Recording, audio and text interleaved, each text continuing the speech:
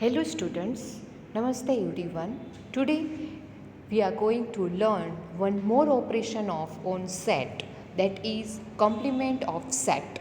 Okay, up till now we have learned the two operation, union and intersection. Now third operation, that is complement of set. Okay, what is that? Let's see it.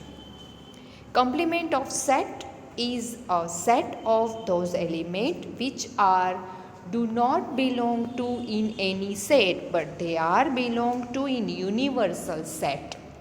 Universal set in Gujarati you are saying that સાર્વત્રિક ગણ. Okay, જે સૌથી biggest છે, બધા જ set છે એ universal સેટના subset છે, રાઈટ. તો જે એમાં નથી તો યુનિવર્સલ સેટમાં તો હોવાના જ છે, તો that is called complement set.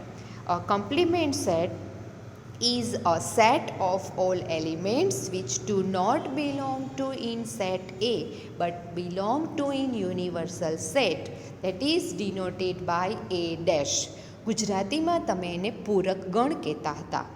Okay, mathematical solution આપીએ તો A dash is equal x such that x is belongs to universal set but is does not belongs to in set A. Okay, does not belongs to A. Example આપ્યું છે. Universal સેટમાં 1 2 3 4 5 6 7 8 છે અને એમાં 1 3 5 છે, તો એ ડેશમાં કયા એલિમેન્ટ આવશે? તો કે 1 3 5 સિવાયના 2 4 6 7 8. ઓકે, એને કોમ્પ્લિમેન્ટ સેટ કહેવાય. આ એનો વેન ડાયાગ્રામ આપેલો છે. ઓકે, બાજુમાં જે છે એ યલો પાર્ટ જે છે એ ડેશ પાર્ટ છે, એ ડેશ પાર્ટ છે, અને એ છે એ સર્કલ જે છે એ પાર્ટ છે. એટલે જે શેડેડ આપીએ છીએ એ ડેશ છે, તો એ ડેશ છે જે તમારો સેટ છે એની બહારનો જે પાર્ટ છે એ, કારણ કે આપણે સ્ક્વેર જે બતાવીએ છીએ એ યુનિવર્સલ સેટ બતાવીએ છીએ અને એ યુનિવર્સલ સેટની અંદર જ એક સેટ છે એ, તો એ સેટની બાઉન્ડ્રીની બહાર જેટલો બી પાર્ટ છે એ પાર્ટને કોમ્પ્લિમેન્ટ સેટ કહેવાય. Okay, so that is now properties of compliment set. There are 7 properties. Okay, these are the, you can see that all the properties.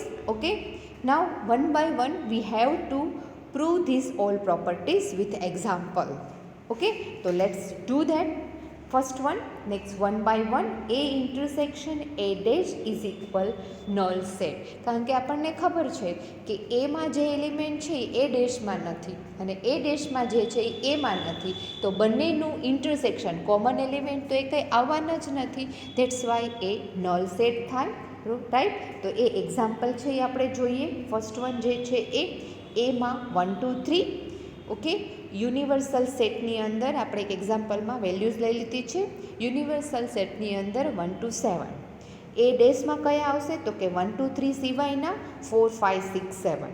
હવે એ બંનેનું ઇન્ટરસેક્શન કરીએ તો એ ઇન્ટરસેક્શન એ ડેશ એના એલિમેન્ટ જે છે એ 1 2 3 અને એ ડેશના એલિમેન્ટ 4 5 6 7, તો આન્સર છે એ નલ સેટ થશે. ઓકે, નાવ સેકન્ડ છે પ્રોપર્ટી એ યુનિયન એ ડેશ. હવે એના એલિમેન્ટ જે છે એનું અને એ યુનિયન બેમાં કોમન એલિમેન્ટ તો એકેય નથી, પણ એને યુનિયન કરીએ એટલે યુનિયનનો મિનિંગ થશે કે બધા એલિમેન્ટ લઈ લેવાના.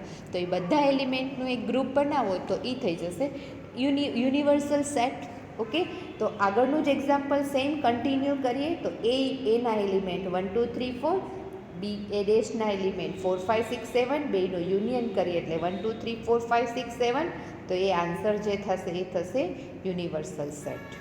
ઓકે, ધેન યુનિવર્સલ સેટ એનો ડેશ કરો તો કે યુનિવર્સલ સેટ છે એ સૌથી મોટો સૌથી સેટ છે, એની બહાર એમાં બધી જ ટાઈપના એલિમેન્ટ આવી જાય છે, તો એનો ડેશ કરીએ ધેટ મીન્સ કે એના સિવાયના તો કોઈ એલિમેન્ટ યુનિવર્સલ સેટમાં જે હોય એના સિવાયના કોઈ એલિમેન્ટ હોય જ નહીં, રાઈટ. તો એનો ડેશ છે એ નલ સેટ થશે. અને નલ સેટનો ડેશ કરો તો એક પણ એલિમેન્ટ નથી તો બીજા કયા એલિમેન્ટ? તો બધા જ એલિમેન્ટ એના ડેશમાં આવશે, તો એ થશે universal set.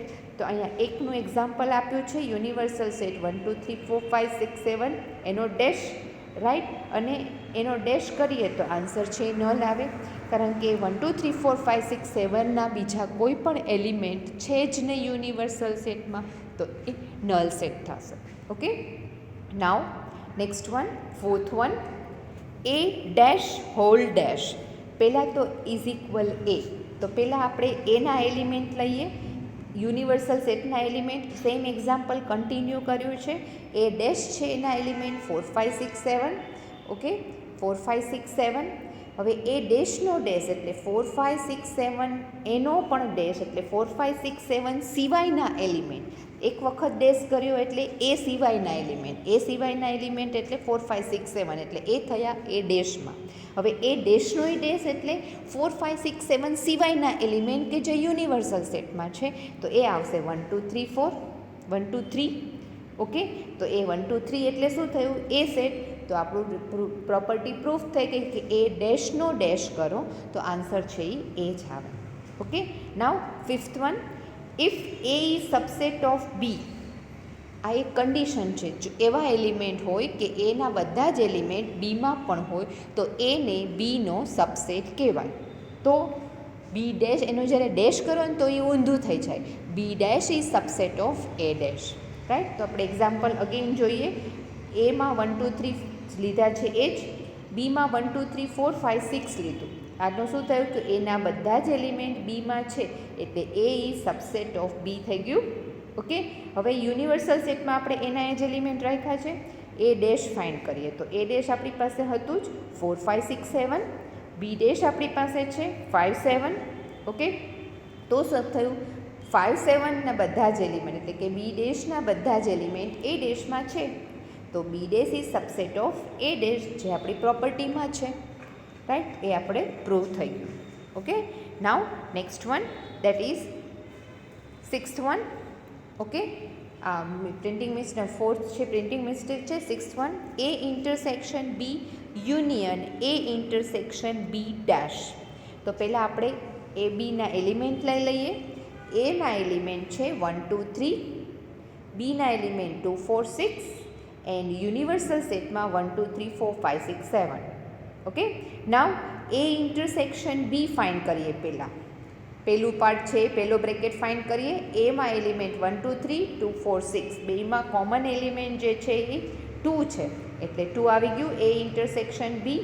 Okay, A dash find કર્યું તો 1 4 5 6 7 થશે. બી ડેશ ફાઇન્ડ કર્યું તો બીમાં 2 4 6 સિવાયના એલિમેન્ટ કે જે યુનિવર્સલ સેટમાં છે એ 1 3 5 7. ઓકે, હવે એ બંનેનું ઇન્ટરસેક્શન કરીએ તો એ ઇન્ટરસેક્શન બી ડેશ કરવાનું છે. તો એના એલિમેન્ટ છે 1 2 3, બી ડેશના એલિમેન્ટ થશે 1 3 5 7. આ બેમાં કોમન એલિમેન્ટ જે છે એ 1 3. ઓકે, હવે બંનેનું યુનિયન કરવાનું છે. એ ઇન્ટરસેક્શન બી યુનિયન એ ઇન્ટરસેક્શન બી ડેશ. તો એ ઇન્ટરસેક્શન બી આપણે ફાઇન્ડ કર્યું છે એ 2 છે. એ ઇન્ટરસેક્શન બી ડેશ ફાઇન્ડ કર્યું છે એ 1 3 છે. ઓકે, આ બંનેનું યુનિયન એટલે બધાને કોમન લઈ લેવાના, બધા એલિમેન્ટ લઈ લેવાના એટલે 1 2 3. 1 2 3 એટલે એ, તો જે આપણો RHSનો આન્સર છે એ આવી ગયો. ઓકે, તો ધેટ ઇઝ ક્લિયર કે આ પ્રોપર્ટી પણ આપણને પ્રૂવ થઈ ગઈ. Okay, next one, that is A union B intersection A union B dash. આ પણ એ થાય છે, આપણે પ્રૂવ કરવાનું છે. તો આગળમાંથી જ આપણે કન્ટિન્યુ કર્યું. એ યુનિયન બી કરીએ, એના એલિમેન્ટ જે છે એ 1 2 3, બીના એલિમેન્ટ 2 4 6, યુનિયન એટલે બધા જ એલિમેન્ટ, કોમન એલિમેન્ટ એક વખત 1 2 3 4 6. ઓકે, 2 છે એ કોમન છે 1 2 3 4 6. ઓકે, હવે એ યુનિયન બી ડેશ, એના એલિમેન્ટ 1 2 3, બી ડેશ આપણે આગળ ફાઇન્ડ કર્યું છે લઈ લીધું 1 3 5 7. ઓકે, આ બંનેનું યુનિયન કરીએ એટલે 1 અને 3 કોમન છે, બાકીના બધા જ એલિમેન્ટ લેવાના છે 1 2 3 5 7. ઓકે, હવે આ બંનેનું ઇન્ટરસેક્શન કરવાનું છે. તો કે એ યુનિયન બીના એલિમેન્ટ જે છે એ 1 2 3 4 6 જે આપણે અહીંયા ફાઇન્ડ કર્યું હતું ઉપર. ઓકે, એ યુનિયન બી ડેશ જે આપણે હમણાં ફાઇન્ડ કર્યું એ 1 2 3 5 7. ઓકે, આ બંનેનું ઇન્ટરસેક્શન એટલે common element 1 2 3, that is A, that is RHS.